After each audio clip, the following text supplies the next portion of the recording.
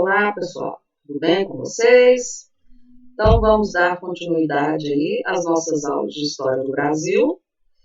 E hoje vamos falar do período regencial e do segundo reinado. Então, vamos dar uma relembrada. A aula passada, aí no nosso canal, né? Aliás, aqui no nosso canal, se vocês olharem, a nossa última aula foi sobre primeiro reinado.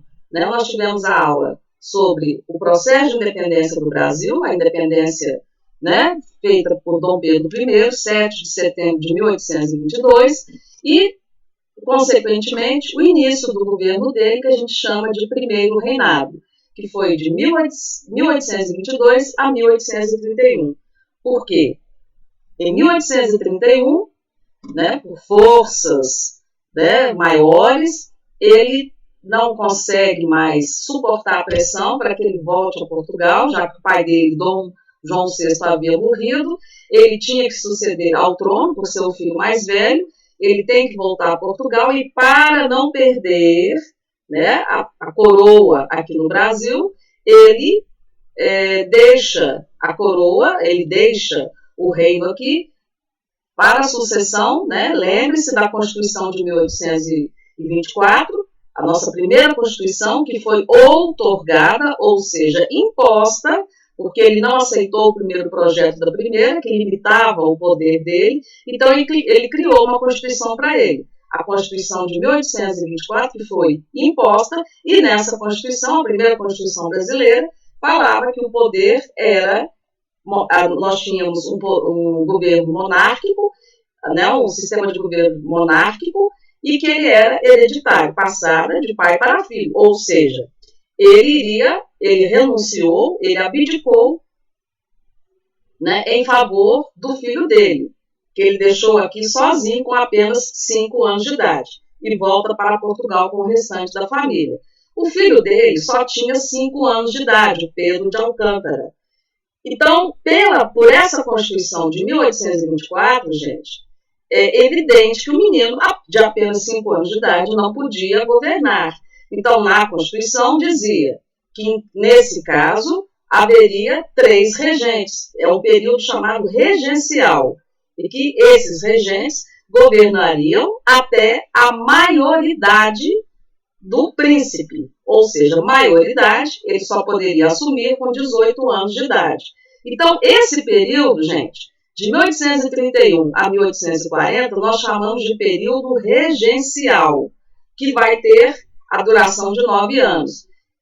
Aí eu vou fazer aqui um simples resumo, né, porque nós já vamos entrar aqui no segundo reinado. Então, quando Dom Pedro abdicou do trono, o sucessor natural seria o filho dele, o Pedro de Alcântara. Entretanto, o príncipe só tinha 5 anos de idade, e por lei não poderia ser coroado o príncipe do Brasil, porque ele só tinha 5 anos. Então, o que vai acontecer? Até ele completar a maioridade, ele só poderia, né, ele só poderia ser coroado quando tivesse 18 anos. A saída legal, porque, de acordo com a Constituição, era fazer esse período de transição em que o país seria governado por regentes. Esse período deveria ter acontecido até 1844, quando Pedro de Alcântara completaria 18 anos. Mas seu fim foi antecipado para 1840, por meio de um golpe parlamentar. Ou seja, gente, eles anteciparam a maioridade do Dom Pedro II. Então, você aí que está me assistindo, né? Eu acho que o sonho de todos os meninos e meninas é falar assim, quando eu fizer 18 anos eu vou fazer isso, eu vou fazer aquilo. Vocês imaginam você com 15 anos, alguém falar assim, olha, você já está, né, você já assumiu a sua maioridade, que beleza. Não, gente, isso não acontece. Aconteceu nesse período, tá bom? Então, eles deram um golpe, que a gente chama de golpe de maioridade, tá? Então, deixa eu aqui fazer um breve relato. O período regencial durou 9 anos, e quando o Dom Pedro I foi embora, nós tivemos 3 regências, porque a maioria dos deputados e senadores não estavam no Rio de Janeiro. Então, o que aconteceu? Os poucos que lá estavam fizeram lá uma eleição, né, meia mequetrefe, e elegeram um militar e 2 deputados para tocarem e até poder fazer uma outra regência. Então, foi chamada regência trina provisória, durou praticamente 2 meses. Aí depois fizeram uma assembleia constituinte, e aí sim, aí foi feita uma coisa mais legal. Aí foi feita a regência trina permanente, do qual o Todo-Poderoso, quem realmente mandava, era o padre Antônio Diogo Feijó. Esse sim, aí mandou. Aí houve, gente, esse período foi um período muito complicado no Brasil, foi aonde pipocou as principais revoltas regenciais. Essas revoltas deram um rumo muito diferente na nossa história, né? Então, as principais revoltas regenciais aconteceram nesse período. Então, o padre Antônio Diogo Feijó fez uma série de coisas até positivas, o ato adicional, que dava autonomia para as províncias, ou seja, que é o que a gente tem hoje, né? Seria a autonomia das províncias, dos estados, né? Que é a questão do federalismo, mas, coitado, não deu muito certo, porque aí ele conseguiu ter muita oposição contra ele. Aí houve a primeira eleição no Brasil, em 1835, Feijó foi legalmente eleito, mas a oposição praticamente elegeu muito mais que ele. Então ele não tinha apoio nenhum. Então ele não tinha apoio, ele não conseguiu verbas para tentar reprimir essa quantidade de revoltas. As principais revoltas foram a cabanagem, a mais violenta, a mais cruel, que pouca gente fala, mas foi a mais terrível da história do Brasil. Cabanagem, lá no Grão-Pará, cabanagem, balaiada, sabinada, farroupilha,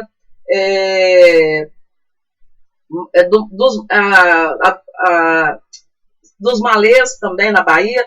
Então, a mais importante foi a da Farroupilha, que durou 10 anos, inclusive vai pegar o período de Dom Pedro II. Então, foram revoltas que praticamente minaram essa questão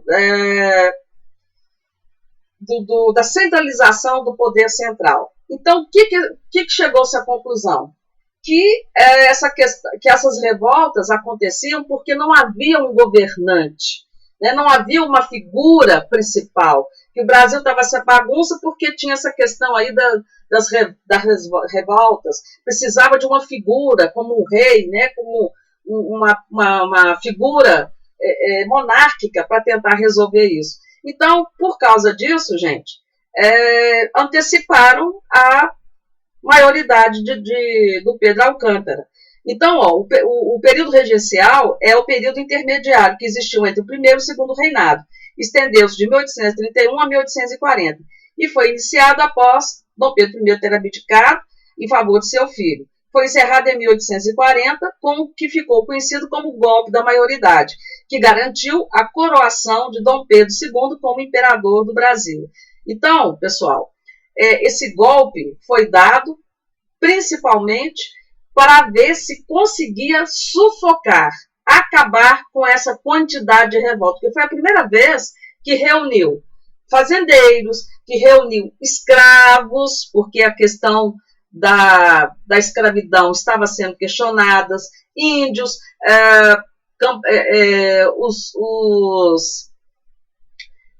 as pessoas que moravam, né, na beira dos rios, as pessoas mais humildes.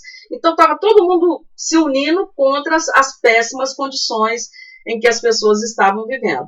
Então, todo mundo se uniu e falou, aí principalmente a elite falou, olha, vamos dar um basta nisso, vamos pegar um menino de 15 anos, dar o golpe aí, pega a Constituição, faz de conta que não existe isso, vamos dar esse golpe da maioridade, vamos mudar o que está lá na Constituição, transformá-lo em imperador do Brasil, para ver se o povo, tendo uma figura de imperador, né, transformando já essa figura do menino em Dom Pedro II, o povo acalma, que vai ser agora o segundo reinado, ok? Segundo reinado, Dom Pedro II, 1840 a 1889. Gente, foi a pessoa que mais tempo ficou no poder, né, em toda a história do Brasil. Dom Pedro II governou por 49 anos, ok? Segundo reinado foi o período da história em que o Brasil foi governado por Dom Pedro II. Iniciou-se com o golpe da maioridade, que antecipou a maioridade de Dom Pedro II, e permitiu que ele assumisse o trono não chegou a ter 15 anos, ele estava com incompletos 15 anos, né? Ele ia fazer 15 anos. Governou o Brasil até 1889 e em seu reinado diversas mudanças aconteceram no Brasil. Primeiro, o golpe da maioridade, a ascensão de Dom Pedro II ao trono brasileiro, oficialmente em 1840, encabeçado pelos políticos liberais. O golpe da maioridade consistiu basicamente em uma manobra política, que eu falei, né, da questão da Constituição, para permitir que o Dom Pedro II assumisse ao trono, com apenas 14 anos. A lei permitia só com 18, dando início ao segundo reinado. O segundo reinado foi de 1840 a 1889 e o poder foi se organizando das seguintes fases. Então, gente, vamos falar agora da primeira fase. A consolidação, de 1840 a 1850. Nesse período, Dom Pedro II estava se consolidando no poder e conciliando as disputas entre os grupos políticos no Brasil. Então, praticamente 10 anos, tentar acabar com as revoltas e quietar lá os grupos, principalmente lá da questão entre oposição e opositores. Segunda fase, o auge, 1850 a 1870. Nesse período, Dom Pedro II estava consolidado no poder, com uma figura amplamente respeitada e as disputas políticas estavam no controle. Gente, então, nesse período, o Dom Pedro II conseguiu conciliar oposição e posição e praticamente ele passou a ter aquilo que o pai dele não conseguiu, que é ter uma posição de conciliador, ou seja, ele passou a ter uma posição mais democrática, se é que a gente pode falar assim, mas ele conquistou muito mais que o pai dele, né? Teve conquistas importantes, ele passou a ser uma figura mais respeitada, ele passou a ter uma administração mais importante do que o pai dele. Depois nós temos a terceira fase, 1870 a 1889. Aí essa fase, gente, a gente pode chamar de declínio, porque vai vir a pior coisa que podia acontecer para o Dom Pedro II, que foi a Guerra do Paraguai. A Guerra do Paraguai praticamente determina o início do declínio do governo Dom Pedro II. A Guerra do Paraguai e, principalmente, a pressão da Inglaterra para que o Brasil acabasse com a escravidão. O Brasil foi praticamente um dos últimos países a acabar com a escravidão no país, pressionado pela Inglaterra, não que a Inglaterra fosse boazinha, a gente vai ver isso, mas essa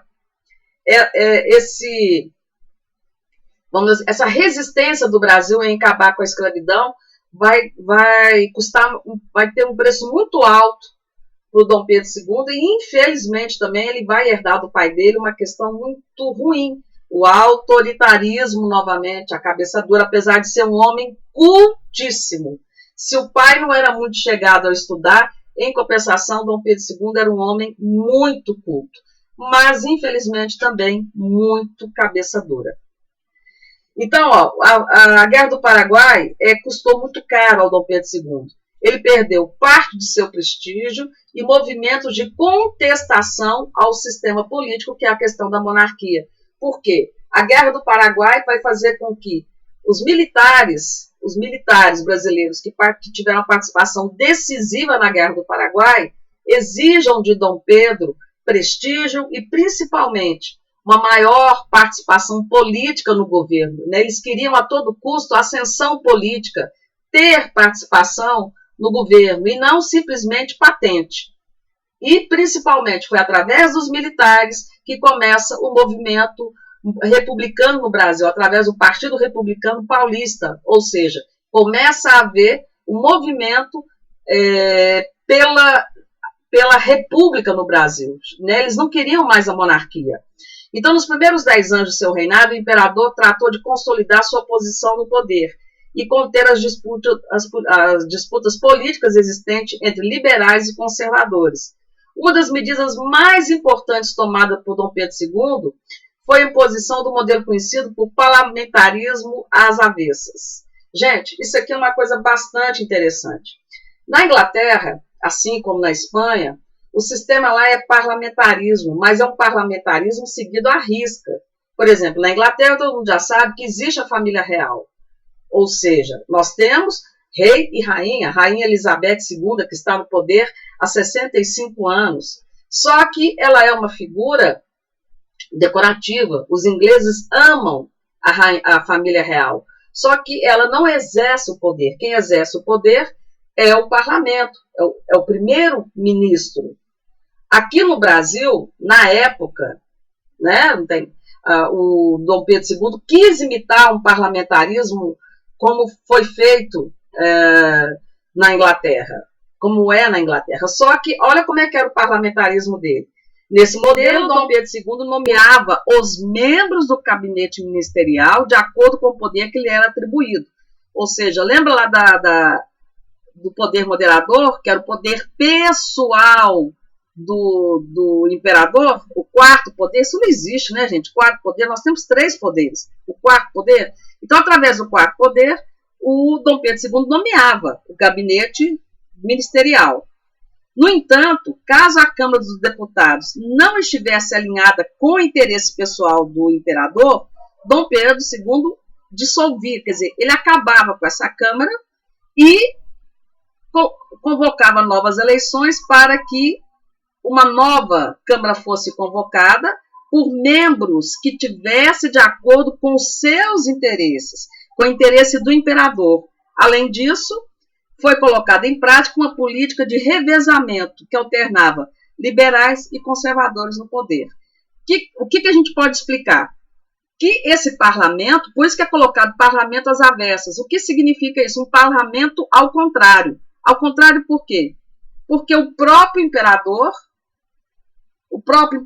controlaria o parlamento. Ele indicaria, foi feita ali a convocação. Mas não me agradou, porque vocês estão votando, não está votando o que eu quero, não está votando os meus interesses. Eu vou dissolver, eu vou acabar com isso aqui. Vamos eleger outra? Vamos. O que vocês estão votando? Não está me agradando. E agora vai votar assim, vai pôr conservador e liberal. Uma hora vai ser conservador, outra hora vai liberal. Então, vocês entenderam? Uma bagunça. Mas essa bagunça tinha que atender aos interesses dele. Então, por isso que era um parlamento às avessas, um parlamento do quarto poder, dos interesses do imperador. Então, gente, não deu certo, né? Vamos ver aqui as principais mudanças durante os 49 anos do segundo reinado. O segundo reinado foi um período marcado por intensas mudanças políticas entre os grupos que possuíam diferentes interesses. Uma das disputas aconteceu aos que defendiam o fim do trabalho escravo, passando da hora, né? Os abolicionistas e aqueles que defendiam sua manutenção, os escravistas. No entanto, a questão do fim do trabalho escravo era antiga no Brasil e ainda vinha desde a época do pai dele, desde a época lá do primeiro reinado, já havia aquelas pessoas que já sabiam que o mundo estava mudando, que os principais países da Europa já haviam acabado com essa coisa absurda que era a escravidão. Mas o Brasil continuava ali, no mesmo molde, atendendo aos interesses de quem? Aos grandes fazendeiros, que não queriam que acabar com a sua principal mão de obra, que era a mão de obra escrava, e é evidente que eles não iam pagar, né, alguém para trabalhar para eles. Então, isso aqui também minou o governo de Dom Pedro II. Vamos ver aqui essa questão da escravidão no segundo reinado. Desde o primeiro reinado, o governo brasileiro ainda adiava essas ações contra o tráfico negreiro. Só lembrando, pessoal, o tráfico negreiro foi uma das coisas mais lucrativas que existiam. O cara ia lá na África, né, separava lá as famílias, separava as tribos, Ninguém perguntava, oh, vocês querem passear lá no Brasil? Não, né? As coisas mais estúpidas e absurdas, eles vinham pior que animais nos famosos navios negreiros, vinham acorrentados e aqui eles eram colocados em praças públicas para serem vendidos como mercadorias. Então trazia escravos da África para o Brasil e essa postura, o que é indolente? Tipo assim, o Brasil viu, estava nem aí, né? Foi abandonada, aí o Brasil foi pressionado pelo seu maior patrocinador. Era quem? A Inglaterra. Então a Inglaterra falou assim, ao Brasil, é o seguinte, te ajudei, vocês foram independentes, te banquei, te fiz um monte de empréstimo, vocês me devem um monte de dinheiro. Então agora vocês vão criar vergonha na cara e vão começar a parar com essa palhaçada de tráfico de escravos. Então a Inglaterra, gente, a Inglaterra começou a pressionar o Brasil para acabar com essa história de tráfico de escravos. Então a Inglaterra sancionou uma lei chamada Bill Arden. E o resultado aqui no Brasil foi a aprovação da lei chamada Eusébio de Queiroz. Então essa lei Eusébio de Queiroz decretou a proibição do tráfico negreiro, ou seja, do tráfico de escravos no Brasil a partir de 1850. Ou seja, estava decretado o fim de comércio de trazer escravos aqui no Brasil para serem vendidos. A partir daí, a mão de obra de escrava no Brasil tornou-se mais rara e, portanto, mais cara. Uma das formas encontrada pelos escravistas, produtores de café, foi realizar a compra de escravos na região nordeste do país. Olha que absurdo. Ao longo da segunda metade do século XIX, foi começando a faltar escravos, né? E foi começando a ter uma briga feia entre abolicionistas, ou seja, aqueles que queriam o fim da escravidão no Brasil, e as pessoas que não queriam que acabasse a escravidão no Brasil. Então, muitas leis foram começando a surgir por causa da pressão da Inglaterra, de uma forma lenta e gradual, para o fim da escravidão. Então, outra lei, Lei do Ventre Livre, de 1870. O que é essa Lei do Ventre Livre? Dizia o seguinte, que as escravas que estivessem grávida e os filhos que nascessem a partir de 1870, esses meninos, né, essas crianças nasceriam livres. Mentira, gente, não foi assim não. O bebê nascia e o fazendeiro tinha opção. Ele podia ficar com esse bebê, né, esse filho de escravo, até os 8 anos. E depois dos 8 anos, ele podia assinar lá, né, a sua alforria, ou ficar bancando as despesas até os 21 anos de idade para depois vender. Vou falar aqui um português mais claro. Não deu em nada essa lei, uma palhaçada. Não valeu nada. Depois veio em 1884 a lei dos sexagenários. Dizia o seguinte, os escravos que atingissem a partir de 1884 60 anos estariam livres. Outra palhaçada, gente, palhaçada. Raramente um escravo atingia 60 anos.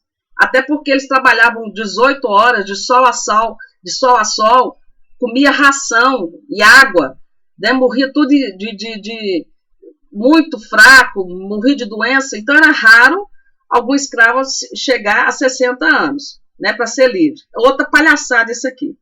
Então a abolição do escravo no Brasil só foi acontecer com a Lei Áurea, assinada pela filha de Dom Pedro II, a princesa Isabel, em 1888, né, no dia 13 de maio de 1888, com a Lei Áurea, declarando definitivamente o fim da escravidão do Brasil. Por que foi a princesa Isabel que assinou? Dom Pedro II estava doente, ela foi lá, achou que assinando essa Lei Áurea, ela salvaria a coroa do pai. Não salvou. No campo econômico, gente, a principal coisa que aconteceu no segundo reinado para o Dom Pedro II foi o café. O café se transformou no principal produto de exportação do Brasil. E ela começou principalmente no Vale do Paraíba, entre o Rio de Janeiro e São Paulo, Com o sucesso dessa atividade, o Brasil passou a ser o maior produtor de café. Os cafeicultores e a alta demanda pela mão de obra para trabalhar foram aumentando a questão de ter que trazer alguém para trabalhar na plantação de café, porque escravo não sabia trabalhar. O café tinha uma demanda diferente da plantação de cana-de-açúcar ou de qualquer outro produto. O café necessitava de uma mão de obra melhor, mais especializada. Então, nós começamos a trazer imigrantes para o Brasil. Então, houve fluxo migratório enormes no Brasil. Então, os imigrantes vieram de regiões como a Itália, Portugal, Espanha, Alemanha e Japão. Expandiram-se para a região do Oeste Paulista, que também prosperou rapidamente. Vamos falar um pouquinho aqui para a gente finalizar sobre a Guerra do Paraguai. Essa guerra durou, uns falam 5 anos, mas ela começou um pouquinho antes, quase 6 anos. Então aqui tem uma animação, só para vocês entenderem, né? O Dom Pedro II aqui, e aqui ao lado os principais, aqui está a Argentina, aqui está o Solano Lopes, do Paraguai. Guerra do Paraguai foi um divisor da história do Segundo Reinado, que ocorreu em dezembro de 1864 a março de 1870. Foi um conflito causado pelo choque de interesses entre o Brasil e seus aliados, Argentina e Uruguai, contra o Paraguai. Foi iniciado por 2 atos de agressão pelo Paraguai. Primeiro, o Paraguai aprisionou, prendeu uma embarcação chamada Marquês de Olinda, e depois o Solano Lopes, que era um general do Paraguai, invadiu o Mato Grosso porque ele queria uma saída para o mar. Então ele invadiu o Mato Grosso. O Brasil, essa guerra foi um horror, uma carnificina. O Brasil saiu vitorioso após 5 anos de conflito, mas foi uma tragédia para o Brasil. Certo? O Brasil teve aproximadamente 50 mil mortos. A posição de Dom Pedro saiu muito enfraquecida, porque nós gastamos uma fortuna nessa guerra. O exército se fortaleceu e o movimento republicano ganhou força justamente no exército, que queria participação política, e principalmente a proclamação da República. A monarquia se enfraqueceu, consolidou-se 3 grandes grupos que praticamente romperam com Dom Pedro II. A questão religiosa, que se afastou de Dom Pedro II. O que foi a questão religiosa? A Igreja Católica se afastou do Estado. Gente, aqui rapidamente para vocês entenderem. Desde a época lá do Primeiro Reinado, havia uma questão chamada padroado. O que é padroado? Não havia divisão entre o Estado, ou seja, o governo de Dom Pedro I e a Igreja. Tanto é que o Estado, o governo de Dom Pedro I, financiava a Igreja Católica. Isso chama-se padroado, não há divisão.